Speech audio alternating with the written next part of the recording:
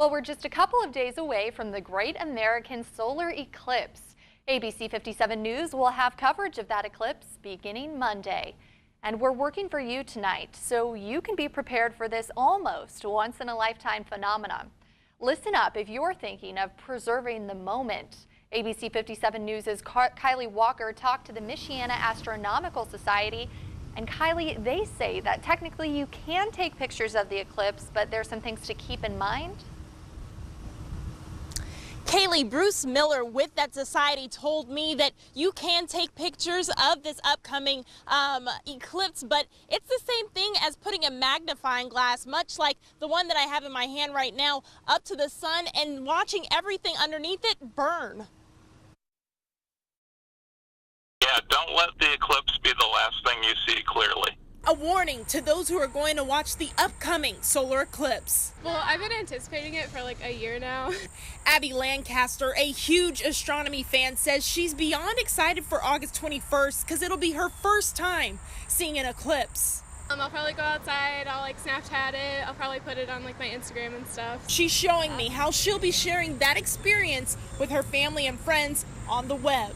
As long as you're not staring directly at it, I think your phone can handle it pretty well. And Apple says she's right. The company says your iPhone has filters that allow you to take photos of the sun without any problems.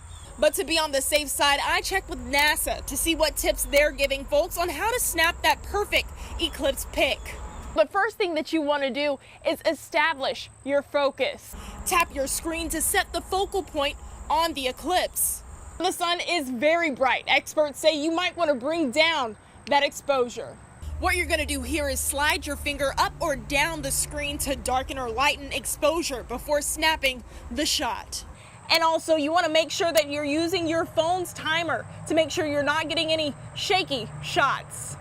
When you're trying to get a picture with your cell phone, you'll find that the sun is very small in the image. And I know when you guys are snapping it up, trying to get that perfect eclipse shot, you're going to want to just point that camera all the way up to the sky where you can see it.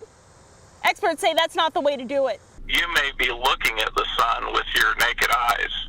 You need to make sure that you're not looking past your camera or your cell phone and seeing the sun. Bruce Miller, president of the Michiana Astronomical Society, suggests you use solar filters. You can get solar filters that protect your camera and your eyes from the sunlight and put it over the camera and take the picture.